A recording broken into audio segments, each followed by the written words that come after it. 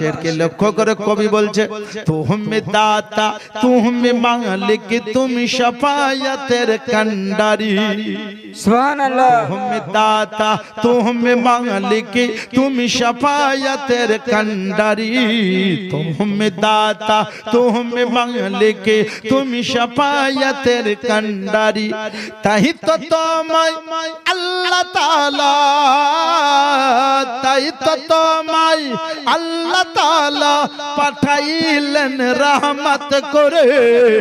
সুবহানাল্লাহ সুবহানাল্লাহ। নুরি ঝরনা ঝরছে দেখো এ জগত মাঝারে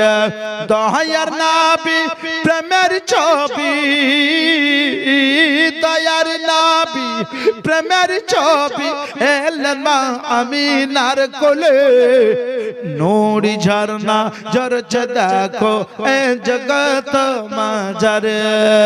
আল্লাহ। আমার মা বোনেরা খুব সংক্ষিপ্ত আকারে একটু ইশারা করছে শুনেন। মৃত্যুর সময়টা এমন সময় হয়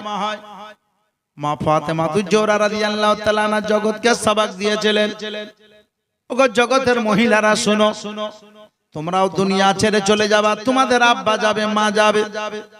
আমার মা খাদিজাতুল কুবরা আমাকে বাচ্চা রেখে চলে গেছিলেন বাচ্চা বয়সে আমি ইতিম হয়েছিলাম আমার আব্বা আমার বিয়ে দিয়েছেন দ্বিতীয় হিজরিতে আমার আব্বা 11 হিজরিতে বিদায় নিচ্ছেন আমিও 11 হিজরিতে বিদায় নিলাম 2 থেকে গণনা করেন 11 কয় বছর মা ফাতেমা সংসার করলেন এর মাঝে মা ফাতেমার 3টি ছেলে 3টি মেয়ে হযরতে মুহসিন বাচ্চা ছেলে বাচ্চাতে ইন্তেকাল করেছেন হযরতে রুকাইয়া বাচ্চাতে ইন্তেকাল করেছেন বাকি দুটো মেয়ে হযরতে যায়েনব উম্মে কুলসুম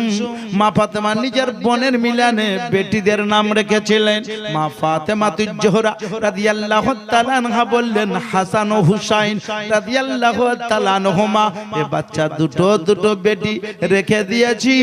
আমি ফাতেমা দুনিয়া থেকে চলে যাব বহু ঘটনা বহুত বিশাল বড় আমি আপনাকে শোনাবো না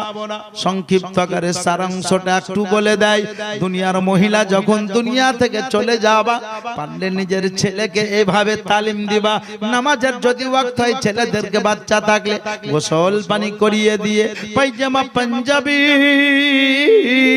টুপি পরিয়ে দিয়ে ছেলেকে মসজিদে পাঠিয়ে দিও আজকে মসজিদের উন্নতি কল্পে জলসা করেছেন বলতে এই জন্যই বলতে বাধ্য হইলাম মসজিদের কত সম্মান করেছেন মা ফাতেমা ওগো আমার কাগজ পড়ে জলসাতে আসা মা বোনেরা নিশ্চয় আপনারাও ভাগ্যবান হবেন।